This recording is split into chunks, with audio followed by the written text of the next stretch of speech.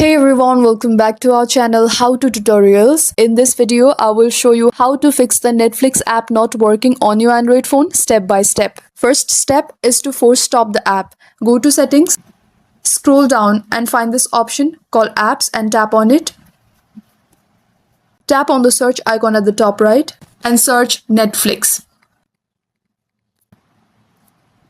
And tap force stop at the bottom right. This will close the app completely and remove any temporary bugs. Second step is to clear cache and data. For that, scroll down and tap on storage and hit clear cache. If needed, tap clear data too, but note, this will log you out of Netflix. Third step is to check for app updates. For that, go to Google Play Store and here search for Netflix and tap update if available. Using an outdated version might be the reason it's not working. Fourth step is to restart your phone. A quick restart of your phone can help fix hidden issues running in the background. Fifth step is to check internet connection. Make sure your internet connection is stable. Switch between Wi-Fi and mobile data to see if the app starts working. And if none of that works, uninstall the app completely, then reinstall Netflix from the Play Store. If it's still not working, make sure your phone software is up to date and it's not rooted or running a custom ROM.